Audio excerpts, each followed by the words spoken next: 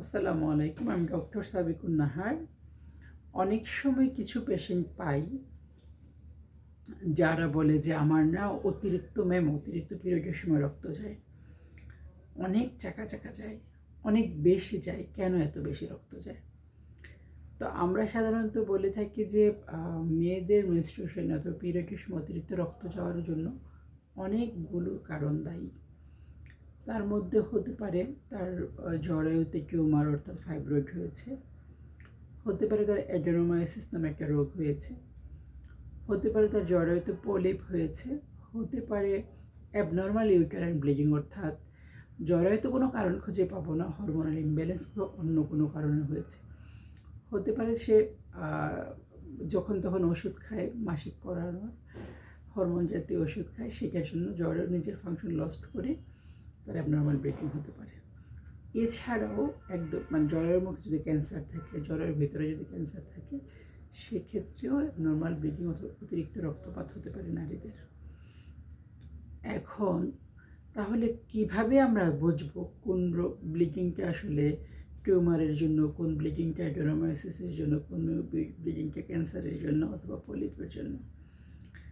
যদি আমি বলি যে জরায়ুর টিউমার যে ফাইব্রয়েডের জন্য বেশি বেশি ব্লিডিং হয়, তাহলে আমরা দেখব যে এই ব্লিডিংটা সাধারণত মাসিকের সময় হয়। অনেক বেশি রক্ত যখন চাকা চাকা যায় তখন বেশি ব্যথাটা হয়, ব্লিডিংয়ের সাথে ব্যথাও হয়, এবং এমনিতে নর্মালি ব্যথা হয় না, এবং নারীটার বয়স হবে 30, 35, 40। আর যদি দেখি যে ব্লিডিং অনেক বেশি হচ্ছে কিন্তু ব্লিডিংয়ের সাথে ব্যথাও আছে এবং নারীর বয়স যদি 40-এর আশেপাশে হয়, তাহলে আমরা ধরে নিই তার অ্যাডেনোমায়োসিস।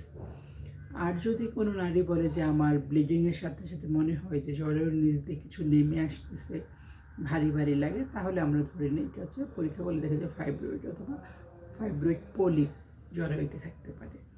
অনেক সময় দেখা যাচ্ছে যে কোনো নারীর যদি যখন তখন ব্লিডিং হয়, দুর্গন্ধযুক্ত স্রাব যায়, ও সারা বছরে ব্লিডিং হয়, অতিরিক্ত ব্লিডিং হয়, এবং যাদের দেখা যাচ্ছে যে অনেকগুলো বাচ্চা কাচ্চার হিস্ট্রি থাকে এবং হাইজিন অতটা মেনটেন করার হিস্ট্রি থাকে না, তখন অথবা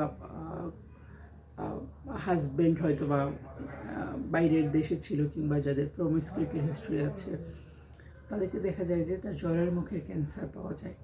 জরায়ুর মুখের ক্যান্সার পাওয়া যায়, অনেক নারীর দেখা যায় জরায়ুর ভিতরের ক্যান্সার পাওয়া যায়, তাদেরকেও দেখা যায় পরীক্ষা নিরীক্ষার ক্যান্সার ধরা পড়ে, তাদের ক্যান্সারের জন্য ব্লিডিং হয়। অনেক সময় দেখা যায় এসব কিছুই নাই, ফাইব্রয়েডও নাই, অ্যাডেনোমায়োসিস নাই, পলিপ নাই, ক্যান্সার নাই, কোনো রকম সমস্যা নাই, তাও তার ব্লিডিং হচ্ছে, জরায়ুটা একটু ভারী ভারী থাকতে পারে, তখন আমরা ধরে নিই অ্যাবনর্মাল ইউটেরাইন ব্লিডিং, কিন্তু কোনো কারণ অর্গানিক কোনো কারণ পাওয়া যায় না। আবার কারো কারো ক্ষেত্রে দেখা যায় যে তার যখন তখন সে ওষুধ খাওয়ার অথবা হরমোন খাওয়ার হিস্ট্রি আছে, তাদের ক্ষেত্রেও হতে পারে। এখন অ্যাবনর্মাল ইউটেরাইন ব্লিডিং অর্থাৎ জরায়ুতে অতিরিক্ত রক্তপাত হওয়া, মাসিকের সময় অতিরিক্ত রক্তপাত হওয়া, যে কোনো বয়সী নারীর যদি এটা হয়, আপনারা অবশ্যই অ্যাটেনশন দেবেন যে কেন এটা বেশি হচ্ছে। ডাক্তারের কাছে যাবেন, গাইনোকোলজিস্ট দেখে আইডেন্টিফাই করবে আপনার এই অতিরিক্ত রক্তক্ষরণের কারণটা কী।